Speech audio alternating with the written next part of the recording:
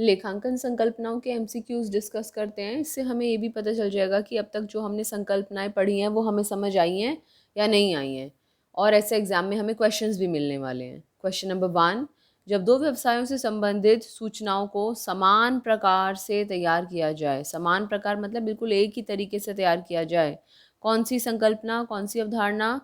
सारता, व्यवसाय अस्तित्व, सम अनुरूपता या लागत की अवधारणा? क्या है इसका आंसर? सम अनुरूपता, एक जैसा, एक रूपता, समरूपता या समानुरूपता, जिसमें हमने कहा था एक वर्ष के खातों की तुलना दूसरे वर्ष से की जा सके और एक कंपनी के खातों की तुलना दूसरी कंपनी से की जा सके। तो सी पार्ट है इसका आंसर।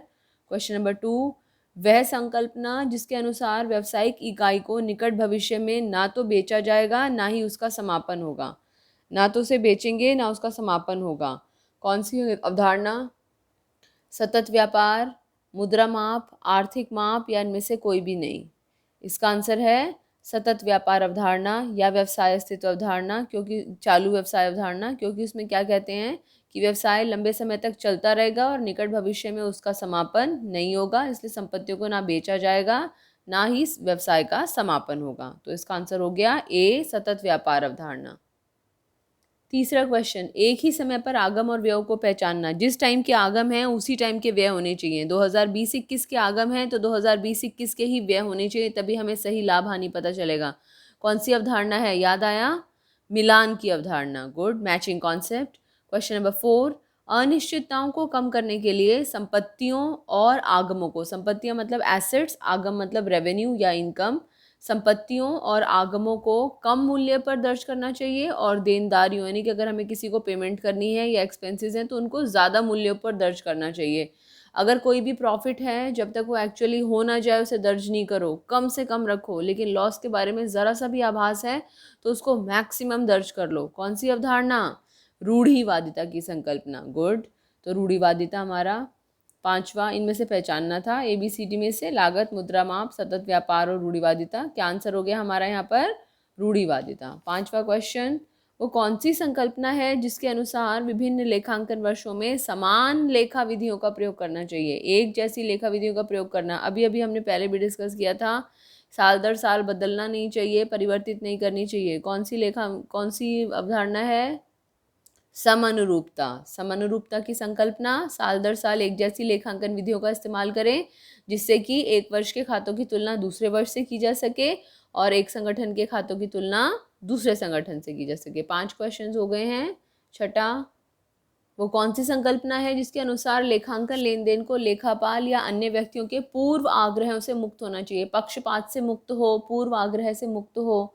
हमने किया था, किसी के फेवर की बात ना कर रहा हो, वो एक ने कहा कोई भी पेपर को चेक करे आंसर सेम आएगा, ऑब्जेक्टिव टाइप पेपर। और ऑब्जेक्टिव को हिंदी में वस्तुनिष्ठता, क्या है इसका आंसर?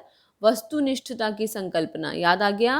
वस्तुनिष्ठता की संकल्पना के अनुसार लेखांकन लेन देन को लेखापाल या अन्य व्यक्तियों के पूर्वाग्रह या पक्षपात से मुक्त होना चाहिए। सातवां, व्यवसाय का अस्तित्व अपने स्वामी से भिन्न है, बिजनेस अलग बिजनेसमैन अलग। व्यवसाय अस्तित्व अवधारणा, क्या है इसका आंसर? व्यवसाय अस्तित्व अवधारणा। आठवां पॉइंट, प्रत्येक लेन देन के दो पहलू होते हैं, there are two aspects of every transaction. हमने क्या पढ़ा था? द्विपक्षीय अवधारणा। नौवां क्वेश्चन, प्रत्येक वस्तु जिसका स्वामी फर्म है उसका स्वामी कोई और व्यक्ति भी है या उसका स्वामित्व किसी और व्यक्ति के पास भी है? एक ट्रांजैक्शन के एक से ज़्यादा पहलू, कौन सी अवधारणा?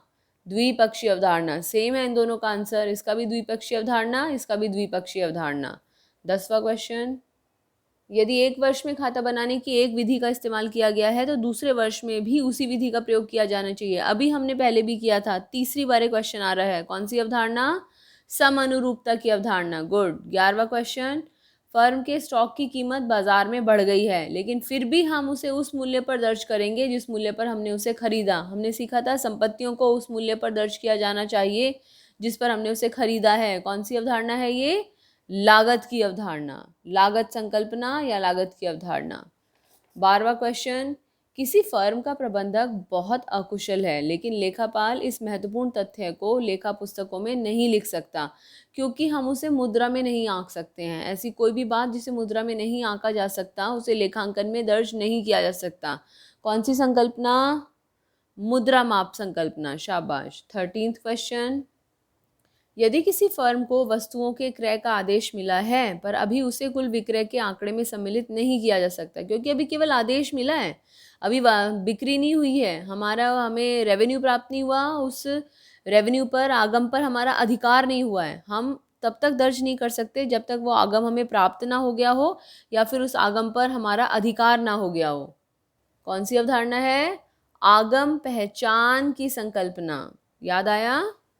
14th, विशेष अवधि में अर्जित आगमों का मिलान उसी अवधि के व्ययों से करना चाहिए। अगर हमें 2020-21 की प्रॉफिट चाहिए तो 2020-21 के रेवेन्यू को 2020-21 की कॉस्ट से मैच करना चाहिए। उसी अवधि के आगम, उसी अवधि की लागत, क्या कर रहे हैं हम? उसको मैच कर रहे हैं, मिलान कर रहे हैं। क्या हुआ इसका आंसर? मिलान की अवधारणा।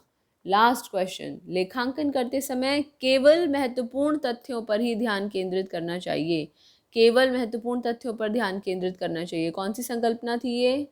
देखो क्या पढ़ा था हमने इसमें। इस संकल्पना के अनुसार लेखांकन करते समय केवल महत्वपूर्ण तथ्यों पर ही ध्यान केंद्रित करना चाहिए। कौन सी संकल्पना?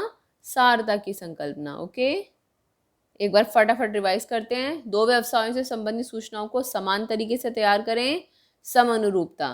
दूसरा, वह संकल्पना जिसके अनुसार व्यवसायिक इकाई का निकट भविष्य में ना तो समापन है ना उसे बेचा जाएगा, व्यवसाय चलता रहेगा, सतत व्यापार संकल्पना। तीसरा, एक ही समय पर आगम और व्ययों को पहचानना, मिलान की संकल्पना। अनिश्चितताओं को कम करने के लिए संपत्तियों को कम मूल्य पर, एक्सपेंसेस को ज़्यादा मूल्यों पर दर्ज करना, हमेशा बच के चलना, सोच समझ के खेलना, रूढ़िवादिता की संकल्पना। कौन सी संकल्पना के अनुसार अलग अलग लेखांकन वर्षों में असेम विधियों का इस्तेमाल करना चाहिए ताकि एक जैसा रहे? समानुरूपता। छठा, लेखांकन पूर्व आग्रह और पक्षपात से मुक्त होने चाहिए, वस्तुनिष्ठता। व्यवसाय का अस्तित्व स्वामी से भिन्न है, व्यवसाय अस्तित्व अवधारणा। प्रत्येक लेन देन के दो पहलू होते हैं, द्विपक्षीय। इन्हीं दो पहलुओं की वजह से अगर स्वामी है फर्म, वस्तु जिसका स्वामी फर्म है, उसका स्वामी या स्वामित्व तो किसी और के पास भी है, तो ये द्विपक्षीय अवधारणा। 10वां, एक वर्ष में जिस विधि का प्रयोग किया दूसरे वर्ष में भी उसी विधि का प्रयोग करें। क्या लाने के लिए? समानुरूपता। फर्म के स्टॉक की बाजार में कीमत बढ़ गई है, लेकिन हम उसे उसी मूल्य पर दर्ज करेंगे जिस मूल्य पर खरीदा, किसी भी चीज़ को जितने पर हमने उसे खरीदा। लागत की संकल्पना। किसी फर्म का प्रबंधक बहुत अकुशल है, लेकिन फिर भी इस महत्वपूर्ण बात को हम लेखा पुस्तकों में नहीं लिख सकते क्योंकि इसे मुद्रा में नहीं आंका जा सकता। मुद्रा माप संकल्पना। 13, वस्तुओं के विक्रय का आदेश मिला है लेकिन अभी बिकी नहीं है वो वस्तुएं, आगम की पहचान। विशेष अवधि में अर्जित आगम, जिस अवधि के आगम उसी अवधि के व्यय, मिलान। लेखांकन करते समय केवल महत्वपूर्ण तथ्यों पर ध्यान केंद्रित करना है। केवल महत्वपूर्ण तथ्य है सारता की संकल्पना। बताना कमेंट बॉक्स में कितने पॉइंट्स हैं जो याद हो गए हैं। इनमें से कुछ ना कुछ क्वेश्चंस आपको एमसीक्यू के एग्जाम में ज़रूर मिलेंगे, याद रखना, इसलिए इनको अच्छे से समझ लो और याद कर लो। नेक्स्ट वीडियो में लेखांकन का आधार डिस्कस करेंगे। Thank you.